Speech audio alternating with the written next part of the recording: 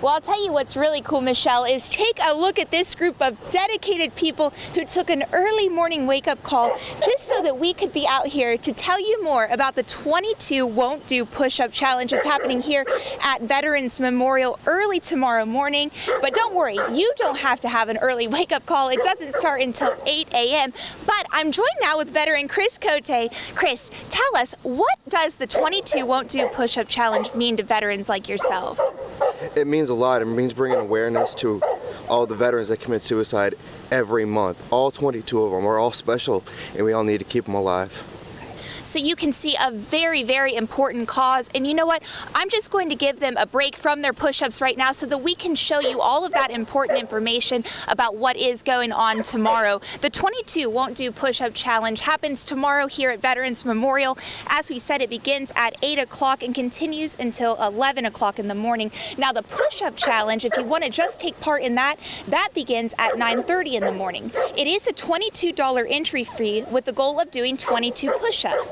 The goal is 2,222 push-ups in honor of these veterans who are fighting this fight. Now, the good news, it doesn't matter how in shape you are because any support is appreciated.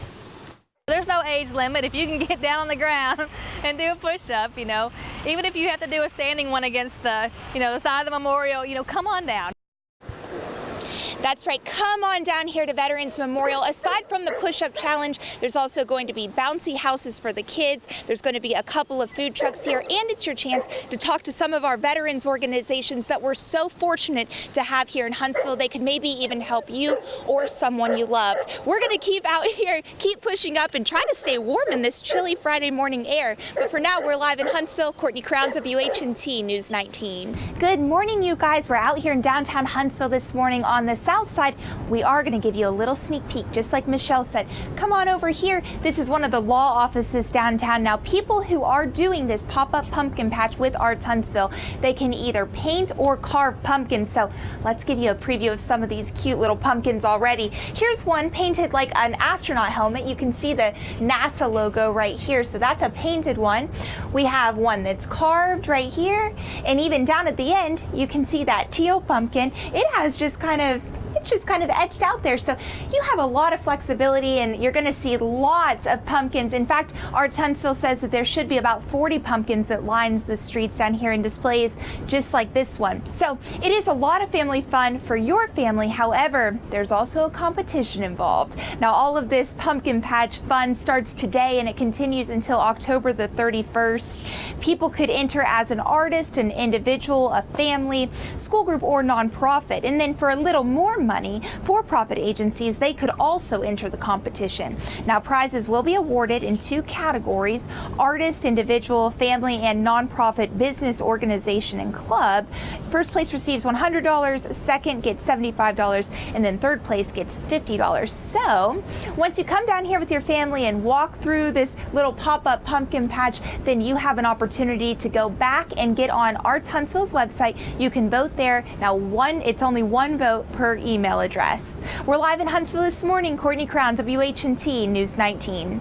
Well, here's my question, guys. What does the largest mental health care facility in Madison County and this building behind me, the county jail, have in common?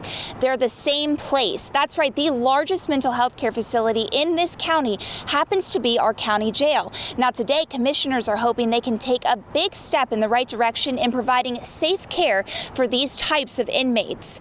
There's a community conversation happening today from 10 o'clock this morning until 12:30 this afternoon at the Bob Harrison Community Center. The community is invited and encouraged to come. Now, this is a chance for state and local leaders, law enforcement and emergency responders, and mental health care advocates to talk to a man named Leon Evans. Evans is the president and CEO of the Center for Healthcare Services in Bexar County, Texas. Evans launched a multifaceted program to redirect mentally ill people from jail cells to residential facilities.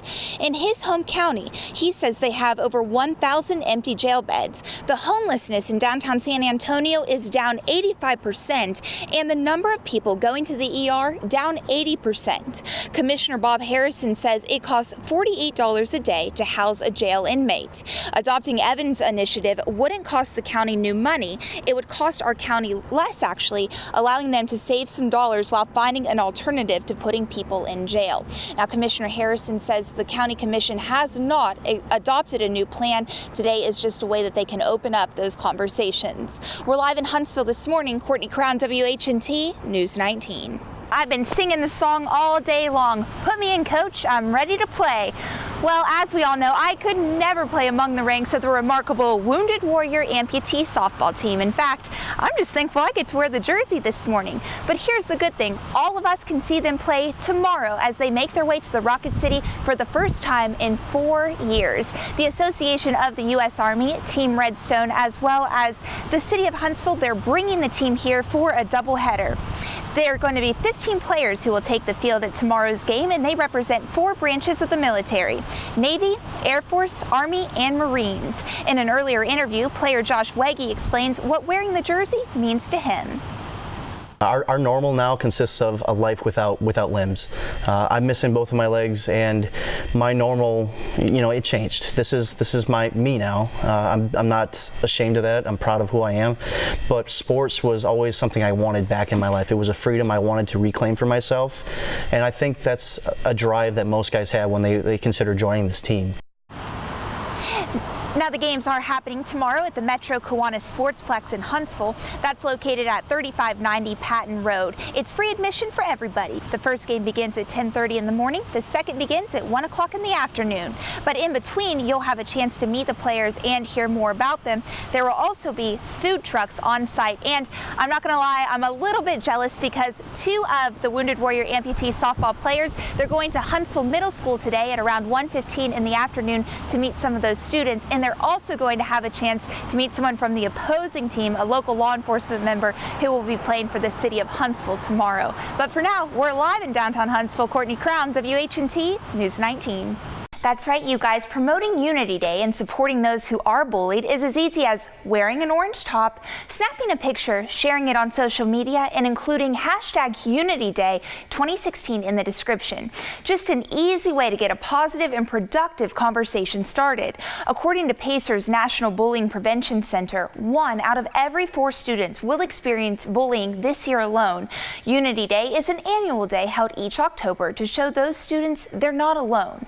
Today, Gunnersville Middle School is hosting a small ceremony at 9:30. They plan to form a large circle of support while wearing, you guessed it, their orange. Now, if your school is doing something similar, we want to see. You can email us a picture or a video to photo@WHNT.com or post it on the WHNT News 19 Facebook page. Michelle?